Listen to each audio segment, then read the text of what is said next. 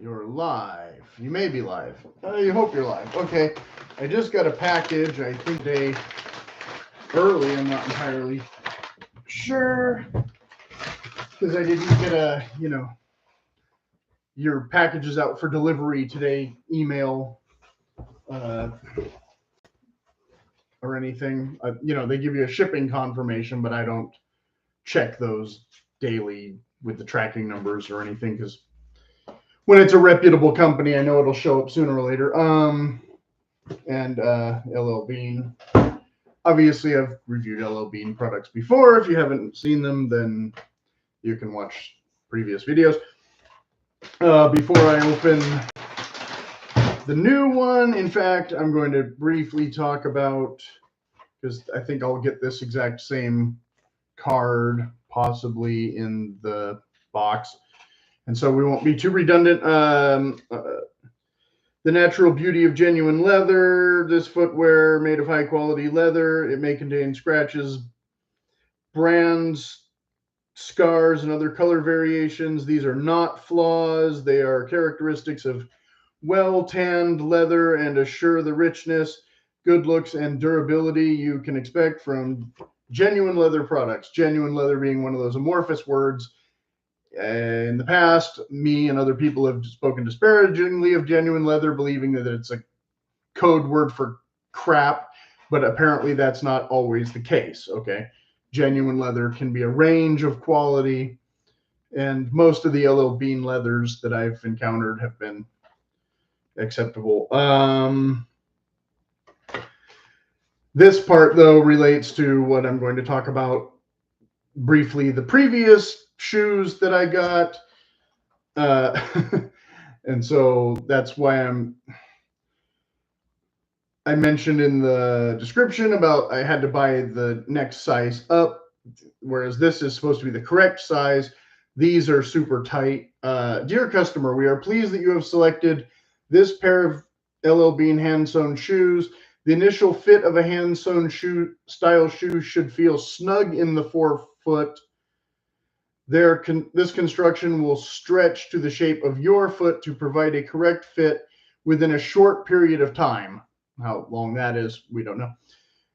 The break-in period should be considered while these shoes are brand new. Okay. If you look at that, I only wore these a little bit so far, but I have very little confidence that this is actually going to stretch enough to fit my foot, even though they're a little bit smushy. On this particular one, you can see a little bit of dried blood, perhaps. That's not from this shoe. That's from blisters that I got wearing the Thursday boots for like an hour the day or two before that really get a number on my heels. So when I tried to wear these, of course, it was not very pleasant at first. And it wasn't because of the fault of these shoes. And I did wear socks with these, even though they're not necessarily meant to be worn with socks, or you don't have to wear them with socks or whatever. But this is a similar design of the uppers and whatnot, but I assume that the outsoles will be slightly different. The arch support may be slightly different, but the length of this is not quite long enough, and the width of this is if I had known then 2 years ago or whatever when I bought these that I would prefer a wide width, I probably would have bought a wide width, because there's no way that this is wide enough to really accommodate my foot, even if this squishes a bit on the sides, like I said, because now my foot is hanging over the outsole, by however many millimeters or whatever. Probably not a full centimeter, but enough to be weird, if not noticeably uncomfortable or whatever. Suffice to say, we'll see if these fit better going forward, because I started wearing them a little bit, mostly while I'm just padding around the house and reading books and that kind of thing. I haven't taken them for a long walk more than the first time when I got the blood and all that, which was, again, only about an hour. That was about all I could stand, but it was a pretty warm day, and they do not have a very cushiony thing going on here for, I wouldn't take these all day to Disneyland, is what I'm saying. They might be fine for wearing around, you know, camp or boating or whatever, but they're not your go-to overall running shoe or anything. You know, they're a casual kind of shoe. These boots, there's a couple different models. I think I understand. Like some of them have a leather. Let me make less noise with the bag while I talk. Some of them have a leather outsole that are meant to be worn like almost strictly indoors, or at least not in an urban environment. Like you can wear this on asphalt and not worry about it. These you should be able to wear on asphalt and not worry about it. I didn't order the ones with the leather outsoles, I don't think. Okay, hang on. Make some noise. Okay. This box is not as ornate as some of the previous boxes, but it does have a printing on it. Dark coffee. There was 2 colors available, and I don't know if both were available in my size. I don't recall. Medium width again, same as the previous. And my pen moved. So you're seeing it same as me. I'm unboxing it, as you can see if I can get the tape to. Okay. Okay. Okay, so we have a little bit of cardboard, a little bit of plastic, cardboard separator,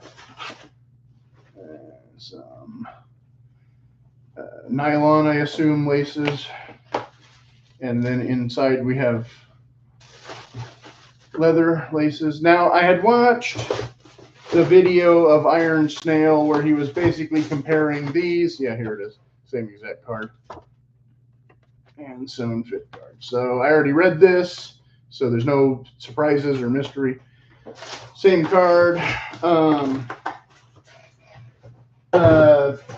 Iron Snail and Boot Philosophy or whatever, and Rose Anvil were all talking about Russell moccasins. Russell moccasins are like $800 or something. Okay, so that's not going to happen this year because I already bought like 4 pairs of expensive boots or something that I've barely even worn. But in the one video, he showed how from the side, and this photo is pretty accurate, but he says, you know, from the top and from the angle, this is Iron Snail, that's a more attractive boot than the profile would lead you to believe, but that is the actual profile. You can see it's about the same height as a chukka boot. Okay, that's funky. I didn't know about that, but the outsole is, again, slightly different than this, but not strictly leather. And channeled stitch, so that should be durable enough. And it has this little back deal, which is mostly for looks. This little pull tab, which is, yeah, probably mostly for looks. And a bit narrow still. Yeah, in fact, even more narrow perhaps than this one, even in a larger size.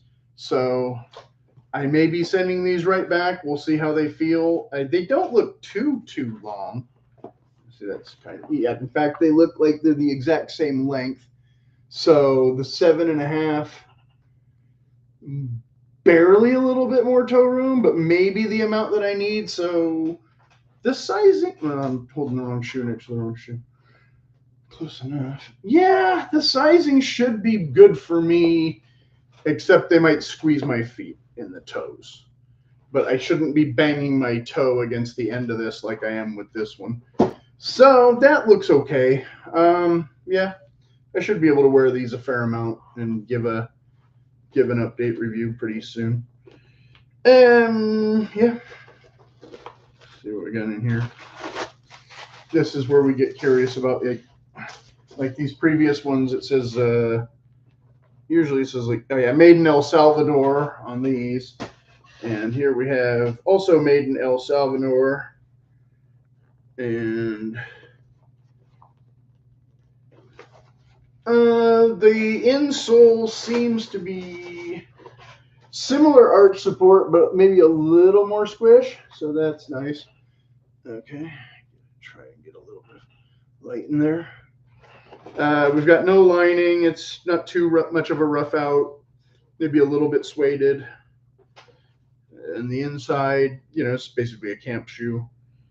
And no terrible seeming back seam. There's a little bit of a seam there, but nothing that looks like it's going to rip my leg up like a Thursday boot. The new Captain boots don't have the sock liner or whatever like the old ones did. They've gone less expensive with the finish on the outside and gone less expensive with the inners. So people are telling me that they're the same boot. No, they're not. They're definitely cutting corners. And this boot was less than half the price of one of those, but it's also not the exact same thing. I mean, for $60, yeah, this looks fine. Like, what do you want for $60? It's leather. It has an outsole. Check out the other one.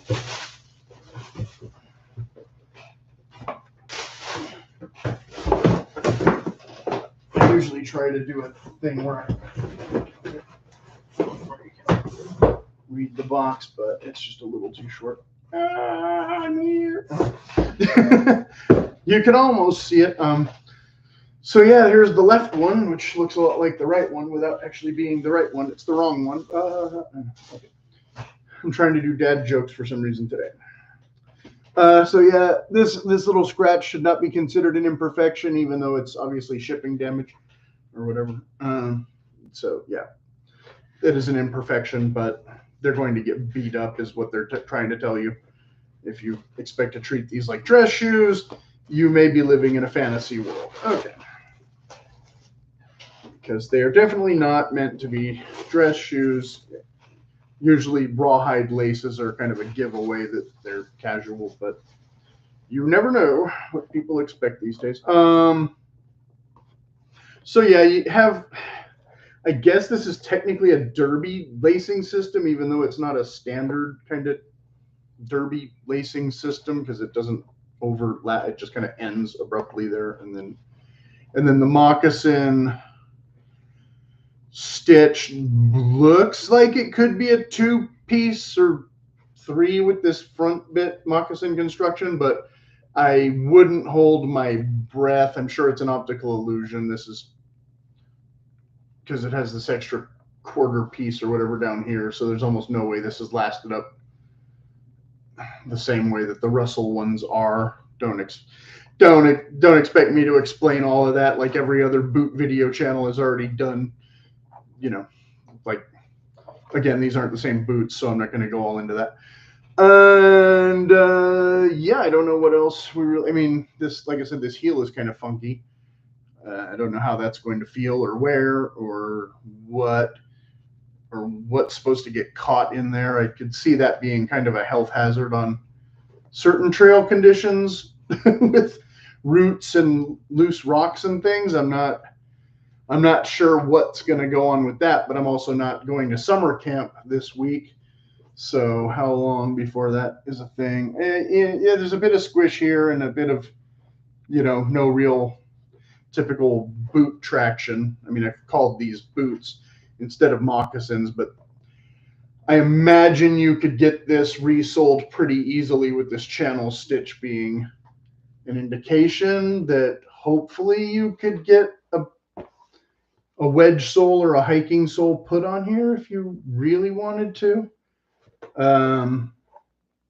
Because yeah, if this is anything like a pair of, it's thicker, but if it's anything like a pair of Converse sneakers, you'll wear through this pretty quickly in 3 or 4 months on asphalt, maybe. So, I mean, again, this is real leather. Why throw it away after 4 months, right? We'll see. Don't know. Find out next summer because I doubt that I'll wear them, entirely through autumn and the winter since I have so many other boots to get through and things like that. But like I said, I'm going to be trying to wear these pretty often while it's still warm, and I'll try and slot these in a bit since they're not, 10 or 8 or 10 inches of leather up my legs. Yeah, like I said, pretty similar to chukka boots, and I had started wearing that one pair of chukka boots already, and those weren't really bothering me in the heat. They were just bothering me a little bit in the fit, but kind of negligible. So this is, like I said, basically almost the same thing. So we'll see how it goes. Okay, I guess I'll shut up now. And if there's, as usual, any questions, you can put them in the comments.